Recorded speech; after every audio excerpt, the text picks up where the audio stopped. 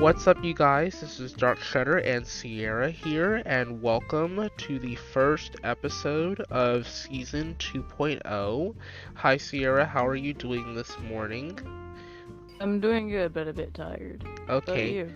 I'm doing great, excellent. Okay, so in today's episode, we're going to be just having mainly just a main little discussion here, and the topic of today's episode is motivation, for a better life. And the reason why I picked motivation for a better life is because some people especially in school and work, lack the motivation to really do anything, and it can lead to anxiety, withdrawal from substance, or withdrawal from business, I should say, is the correct proper term for that, which essentially means that you're just withdrawing from activities that might be required, like deadlines in school and all that.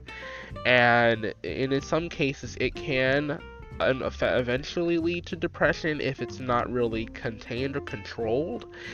And so today just gonna talk about that. So Ciera, you can feel free to chime in if you want to. I know you're kind of tired this morning. It's 6:27 for us here on the East Coast, so a lot of people over here are just now getting up and getting ready. Well, I got up at like 4 o'clock and worked on some schoolwork. But what are some ways that you keep motivated? Because I know I know you have had some challenges in the past with headaches and just being tired, not really feeling the energy to really do anything. So what are some things that might keep you motivated to do that sort of thing? Well, for one, if I start losing motivation, I take a break, a short break from that object. At schoolwork, though, I'd probably have to not take a break, which I would have to. How do I word that? I'm sorry. It's fine. I think I know what you're trying to get at is that for schoolwork you have to find ways to press through it, as with other activities you have to find a way to detach yourself from it, and so the Yeah, motivation for each is different. I think that's what you're getting at there. yeah, that's what I'm getting at. Okay. So some ways that I keep myself motivated to do things is I look at I don't look at the individual assignment or the individual task. I look at the reward for completing the task. Like with my classes, for example. The class is hard, yes. The key to that is the class is hard, but the key with the reward is that if you get past the class and you pass the class, then you don't have to take the class over again, adding to more stress.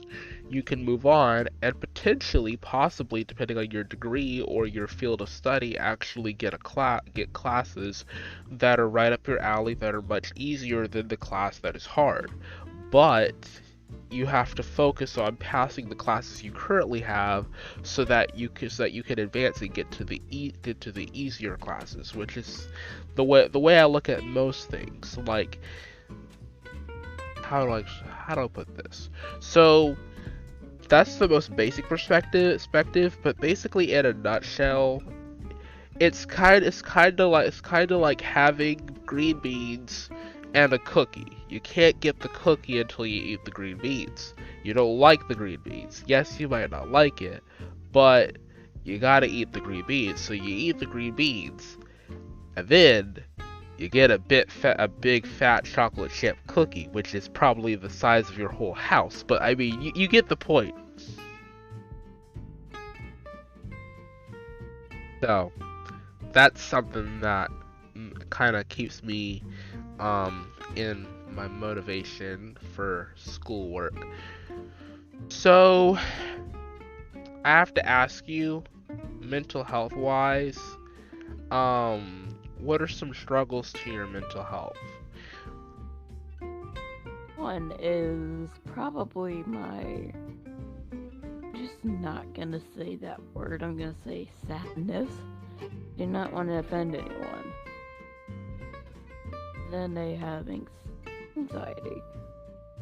Sometimes my mental health can go down then up. So Okay. I try to keep that in line. Yeah, so ups and downs within a mental health perspective is something that is really just something that can real there's really two ways you can really treat. There's possibly more, but these are just two main ways that you can possibly get rid of the mental health problem. You can either see a professional, which in some cases might not be an option, but if you have that option, please do it. It's better to go see a professional than to just go rage quit, say sayonara off a bridge, and well, there are no respawns in real life, so unfortunately some people have actually done that. They have rage quit and decided that, hey, I'm gonna go drive off a bridge and whatnot, and that's not very good. So please seek help from a professional. Don't actually rage quit. This is not a video game. You don't have a ghost or a health bar or anything like that where you could just reach in and respawn and all that. That's not really reality. And if you can keep yourself grounded in the reality that there is always something out there that is worth living for, you're not really gonna run into any issues. The second thing I would say to kind of help with that is, if you can't see a professional, then you either need it. You don't. Some people say you need to detach. Well, I actually say it's the opposite. Detaching is good for some, but it only helps in the short term, really. The reason why detaching only helps in the short term is because if you would detach from everything, then you're never really surrounded by people that you care about at all. You're never really surrounded by activities that you care about. So it might help in the short term, but then your mind corrupts itself into the conspiracy theory, not a real conspiracy theory, but the conspiracy theory metaphorically, that you've been by yourself. What are you gonna do? You're lonely, you're bored, and then that weight comes right back. So by not detaching yourself and surrounding yourself with other people, doing the opposite of what people usually tell you to do, you may get better results. Now, not everybody is the same, so I would recommend talking to your doctor to see which one works best for you. But for me, mostly surrounding myself is my outlet for that. Your thoughts? Oh well, I agree, and I can't say much. Sorry. It's fine. Not a big help here. It's fine. No, you're perfectly fine. No, this is just like really just a mental health motivation subject. You don't even have to really be like a top-notch expert in the room. But the podcast that we're doing is mainly to kind of help give some people who might be struggling with this, a little bit of a nudge along down the road. It's really just a matter of, just like figuring out ways that you can create positive interaction, positive social interaction, remove anxiety in your environment. It's really just something that can actually help in the long term. So with that being said, I want to just kind of let you see, or not let you see, but kind of help you understand why I don't think video games can help. Video games might provide some excitement and a jolt to your excitement, but the thing about video games is when you play them long enough, you get bored of that too. And then plus, while you might get the exhilaration of killing somebody in a game, The problem why that impacts your mental health is because the after effect is that while your brain is playing the game, your brain is in the back of your mind is also capturing the images, possibly in a way that it actually, because how do I put this? It basically creates a replay. So like if you say for example you played a game before you go to sleep, and you had a nightmare overnight about the game that you played.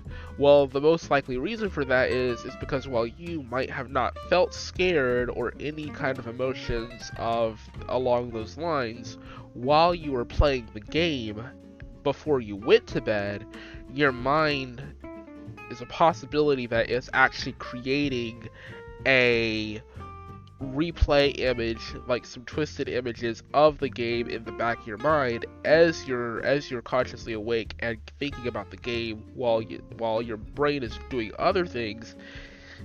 It's creating those images in the background. So when you finally do go to sleep or finally do get off the game for an extended period of time, your subconscious mind tortures you essentially with those images and graphics of the game and whatnot, in ways that you might not have seen before. For example, I played Destiny 2 one night, and I had gotten several kills. Well, when I went to bed, I had a dream about Destiny 2, and basically, it was really weird dream. But in that dream, I had a nightmare that there were things like that time and everything was like different, warped through realities, like dark, murky waters with weird yellow lily pads, crazy trees, crazy trees. They weren't even like normal trees. They were like weird, spooky looking, upside down, twisted trees and all that. And it was like really impactful. And the people that I met there,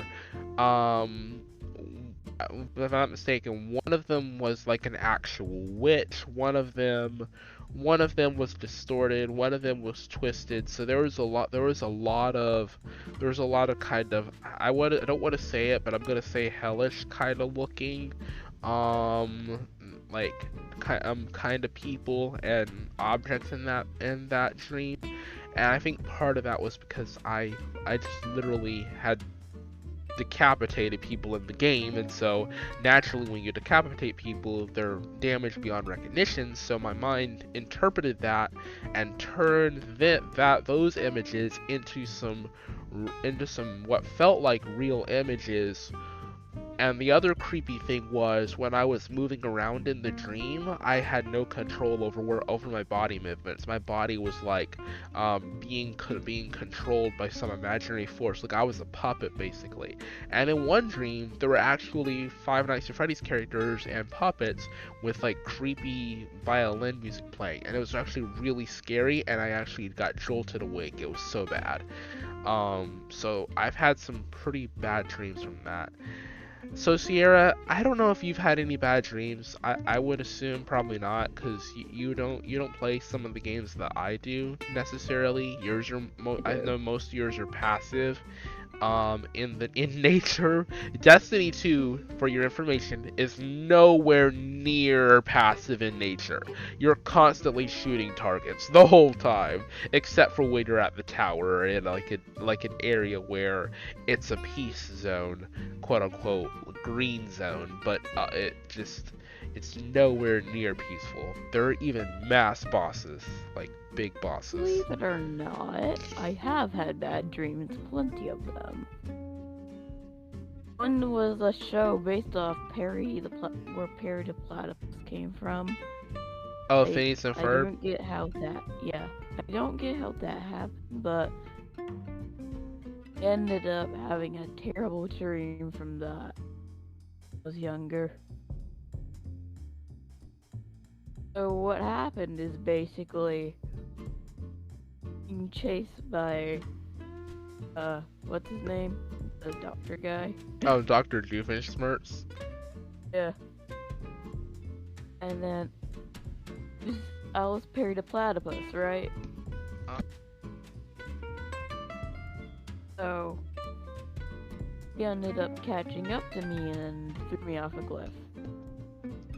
Jolted awake. I will tell you the scariest dream I ever had.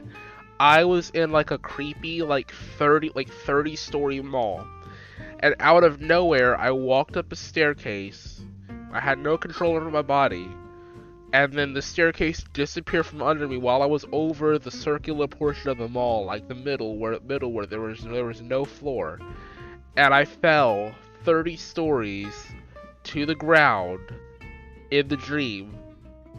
Every single bone in my body was broken, skin messed up, brains everywhere. And I just wake up and I never go back to bed. Like that terrified me. I was like, this is not somebody doing something crazy to a high rise or some high rise catching on fire. This is not that. This is something twisted. I need to get some help. That was not me jumping intentionally. That was just pure awful. I was like, I had a dream like that. and the other creepy thing about it was I could not move after I fell. I like sat there with my eyes open, looking at the ceiling the whole time, not realizing what had happened until until like it felt so real too. And like I was looking at the top of the ceiling, looking at paintings and whatnot on the ceiling, as I was laying there and like all the blood and everything in the dream, and it was so weird because I could like see everything. 'Cause, you know, when you're dead, you just go wherever you go. You can't see where you died. You can't see your body after you died necessarily because you're dead, obviously. But I was actually able to see where I had died, everything that had happened after I died in the dream, and then I went into a dark space and like a heaven side of moment, and then woke up. So it actually allowed me to see what had happened before I woke up. Like it actually let me see my body after I was dead, which was very weird. It was the most. I had a dream like that. So, you know how you sometimes have dreams above cloud level? Basically, I was on this not floating. You know how there's those very shaky wood platforms? Oh, the wooden bridge type things. So, like, it was actually a shaky wood platform, square shape.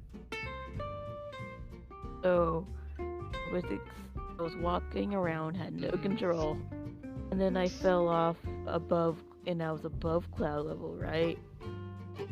Oh god. Fell off and I hit the ground. And I jolted awake and I felt that I hurt. Saw my body before I jolted awake. You know what I think of when I heard the wooden platform? You're not gonna believe it. What? Fortnite. Why? Fortnite. Why? That was the first thing I thought of. Don't get me wrong. I'm not a Fortnite supporter. I'm not a Fortnite kid. But you know, but there are some people who are, so I'm gonna refrain from talking about that. But so anyway, back to the subject at hand. So now that we've talked about kind of the psychological effect of dreams and mental health and all that, now to sum it all up, to put into perspective, there's really just like this sense that you get when you're like mentally in trouble. It's supposed to it's really important that we pick up on these things and notice them, so that if somebody has these feelings, we can actually do something about it. One of my I don't want to give too much detail, but one of my friends actually had a suicide attempt. It was never successful, and they put everything away before their parents or brother or anybody ever found out about it. Needless to say, I will say that it was a result of an LGBTQ plus decision, and the family in question was completely and utterly not on board with it. And and that much I will say. So this is something that kind of has more of a double side to it. I have to be careful with the way that I word all this and phrase it, because I'm trying to be neutral. I have to be neutral on the matter, but I will touch on it a little bit. So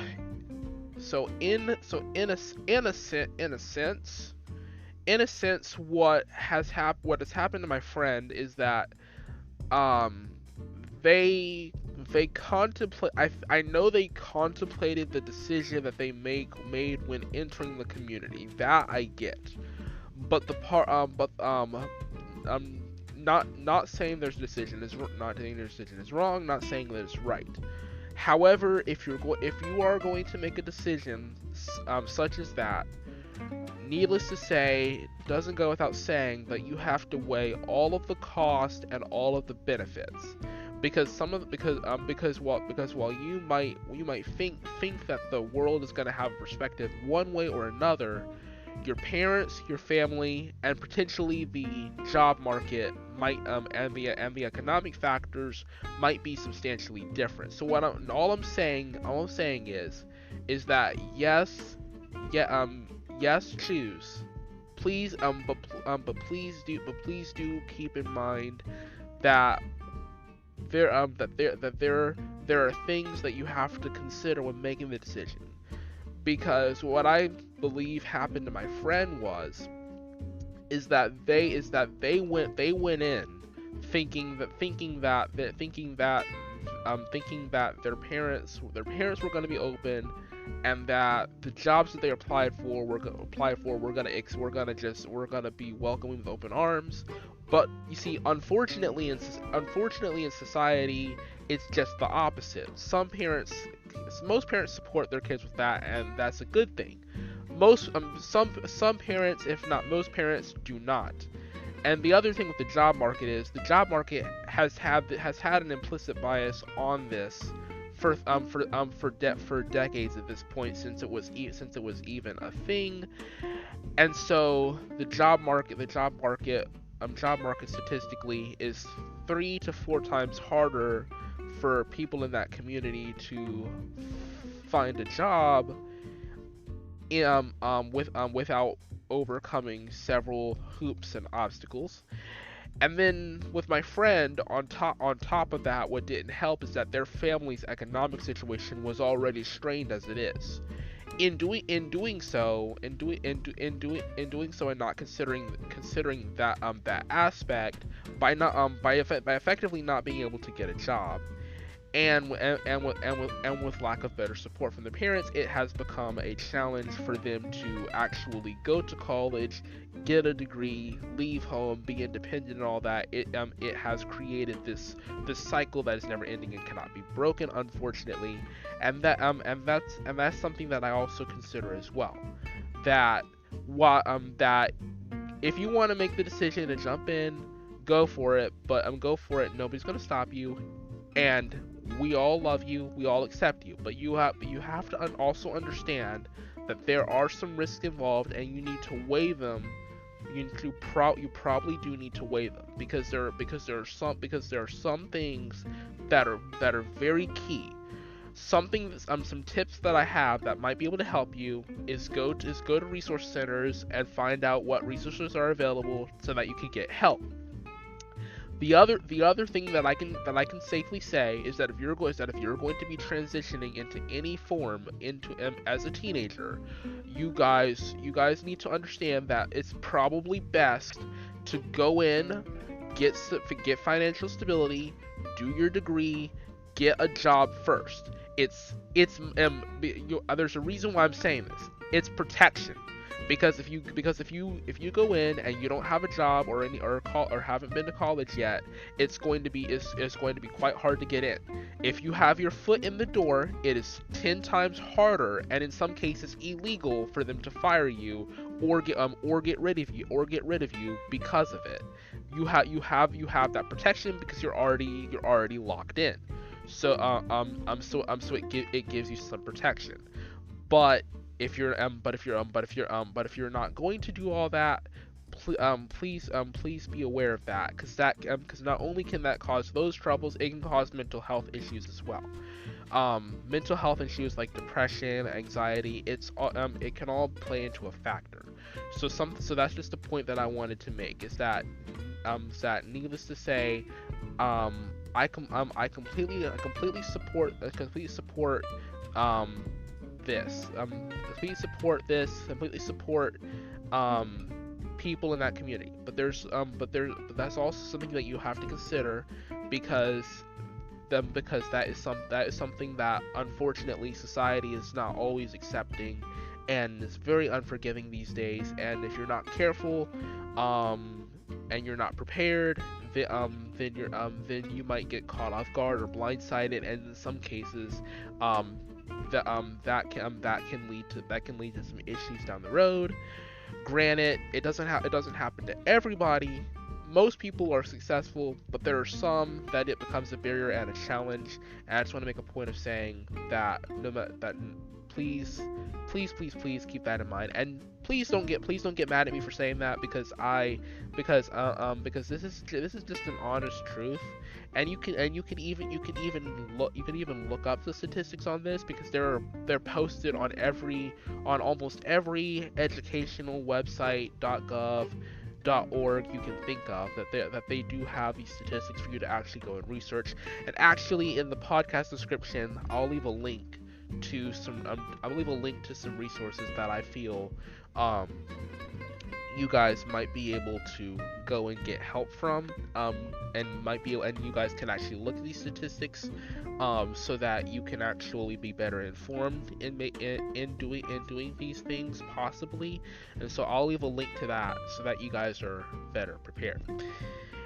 Ciera, I know you have things to do. It's pretty much 7 o'clock at this point, so I'm going to turn you loose at this point.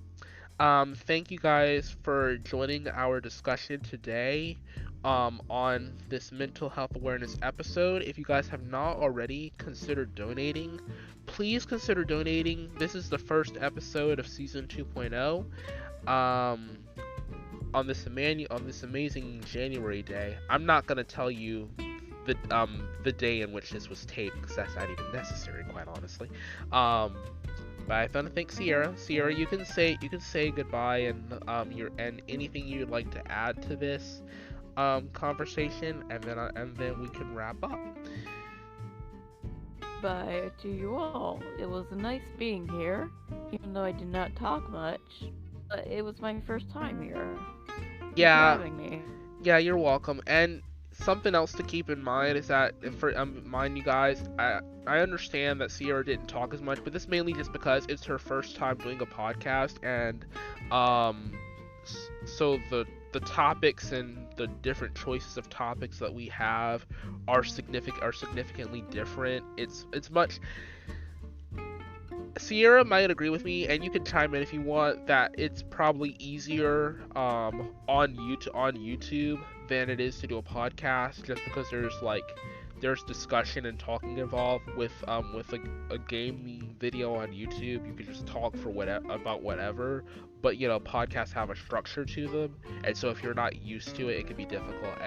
You would agree with me on that one, possibly. I would assume. Definitely agree. YouTube is much easier when you're actually doing something on the screen. Right. So, that's another key factor to keep in mind. Anyway, you guys, I'm gonna go ahead and pull up those resources and get those linked. It's nice talking, and getting to do this first episode. If you have not donated already, you guys should, and possibly, I don't know if you guys want to donate or not, but the donations are open. You guys can go to anchor.fm slash TPOE/support. That's anchor.fm slash TPOE/support. The TPOE stands for the podcast of everything, so it's very easy to remember. And you guys can donate. It's a recurring donation for anchor.fm. If you guys would like to donate with a one-time donation, I'll give you guys that information. After I get done with the next part of this speech that I have from this housekeeping measures. But if you guys donate, the recurring donations, you can do anywhere from between 99 cents to $4.99 to $9.99. It's any amount really, between 99 cents and $9.99 a month. Even if you guys don't want to donate for like several months, you guys can just donate one time, keep your thing active for a month. It'll charge you, and then you guys can just cancel at any point in time. So if you guys want to do a one-time donation that way, and it's through Stripe and Anchor.fm, so it's run by the same platform where my podcast is hosted. So it's more reputable, if that makes people feel a little bit more confident that they can actually donate without running into any barriers or any obstacles in doing so, or having any trouble in doing so. That's something that always puts my mind at ease, knowing that money is being handled appropriately by a reputable company from what I understand. So that's always a good thing. If you guys have any questions for me or Ciera or Kyle, Kyle was supposed to be here, but Kyle lives in the UK. His time zone is about 4 or 5 hours ahead of us.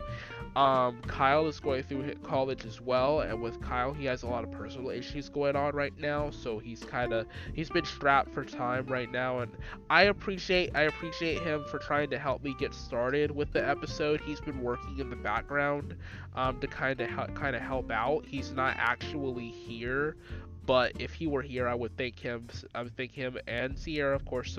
I'm gonna thank you guys substantially, because they've been working behind the scenes to get stuff done. I mean, not just a little bit of stuff. I mean, a lot of stuff done. So I appreciate the both of you guys for helping me get that done. Kyle will be here later in the season. Kyle's, like I said, is going through some personal troubles, so he might not be here for the first couple of episodes, but he will be here with the three of us eventually. I'll probably get to hear him for the first time, because I've been texting with him. We've been in contact. We just haven't really spoken to each other recently. But I will get to hear him and get to meet with him the first time, so we can go over some stuff for the next few episodes in the near future. So that's something that you guys can look forward to, is having all three of us kind of join in as time goes on. And my last housekeeping measure is, if you guys have any questions for me or any concerns about the podcast, I always include a poll. I always include a Q&A section, so if you guys want to go ahead and respond to that, please do so. Feedback helps a lot. If you guys have any messages you guys would like to send in to me, please send them to me. You guys can send them to anchor.fm/TPOE/message, or you guys can just go to anchor.fm/TPOE and click the message icon and just record it using a microphone, your laptop, your phone, whatever. And then you guys can just send in a voice message, and you guys can have your voice featured in on the podcast. Maybe possibly you guys can include whether or not you guys want that to be done. You guys can give me some feedback and whatnot. You guys can also email me. Email is probably the second best way to reach me. That's mainly for business inquiries and whatnot. If you guys have any feedback you guys want to send to my email, tpoe.contact@gmail.com, and also my Twitter handle, G Squad Podcast. I post both some pretty awesome college and life happenings in there, and I also post some podcast and YouTube updates in there as well. Have a 50-50 balance between my personal life there and my podcast and YouTube life on my Twitter page. You guys get both of those, and if you guys follow me on Twitter, you guys will be notified whenever I post something new. So that's always a plus. Anyway, you guys, I will see you guys in the next YouTube video. My YouTube channel is linked to my podcast as well, me and Ciera's, and I will also hear you guys hopefully in the next episode. So that's something that I'm looking forward to, is getting to hear some wonderful voices sending us some messages in. DarkShreadder and Ciera. Catch you guys in the next episode.